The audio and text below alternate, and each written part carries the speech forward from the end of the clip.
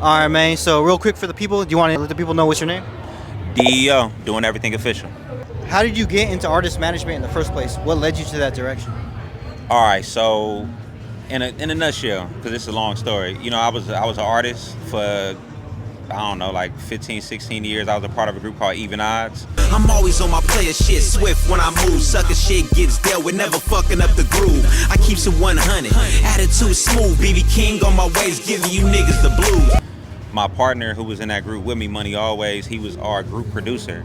He produced some hits. I Can't Stand You, but the biggest one he did was Lil Dicky Save That Money.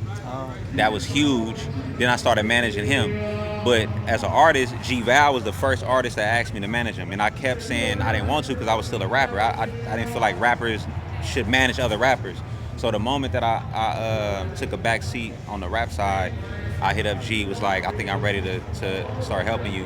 And we just started rocking. And then he brought me Lil Kayla, and that's kind of when it started getting real serious with Kayla. Okay. You feel me? So what's the biggest thing that you've learned about like people's behaviors and actions being a manager, being an artist manager? Because now you, of course, you deal with hella people in the music business. Everybody gonna show their true selves eventually. You feel me? I feel like in the music industry, people show up as their presenting self, like who they want you to know. But eventually, those layers start to peel off once you get to know them. You feel me? So you gotta just start. You gotta be patient with people. Just be open and just be aware that everybody human. Yeah. You feel me? Okay. What have you noticed has changed? So back in like 2017, of course, the rap game was different. 2016, 2017 was like a different era. From your perspective, what have you noticed has changed from 2016, 2017 era to like right now, the right now era? I mean, I've been a part of a lot of eras. You feel me? I started in the CD era. We used to be downtown selling CDs. That shit's done with. The 2016, 2017 era was like the end of the blog era and the ushering in of the social media era. You feel me? So I think that people like La Russell, I can't even name people, but everybody liked the La Russell type of people who understood early that social media is calling the shots now. There's no real tastemakers anymore. You feel me? There's influencers, but there's no real tastemakers. There used to be tastemakers, like a DJ, somebody who could present a record to a DJ maybe or something like that. But those days are kind of over a little bit. Not over, but that took a back seat to social media. Social media is where it's at right now. Where it's going next, I don't know.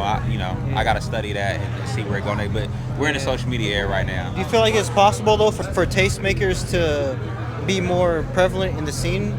I would love to see the OG tastemakers that were running the game in the early 2000s, like show face and figure this social media side out. It was a lot of good people, man, that just fell to the wayside when social media became the thing. You feel me? Like they just fell to, because they couldn't figure it out.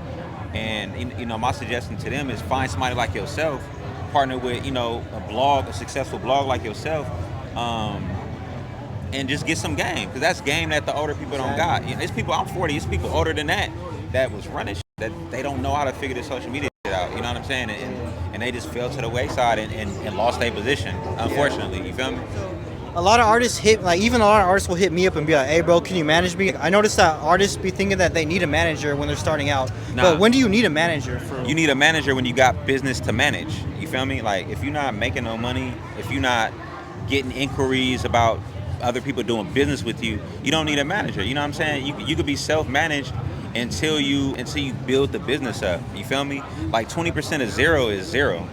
You know what I'm saying? 20% of $100 is $20. So if you could find somebody that could work for $20 and only $20, then all power to you. You know what I'm saying? And these days, a manager should be your partner. That should be, not should, but find a manager that's willing to help you invest as well too, because you're gonna need some money. You need the money. If you don't got no budget, it's gonna be hard. It's gonna be uphill battle.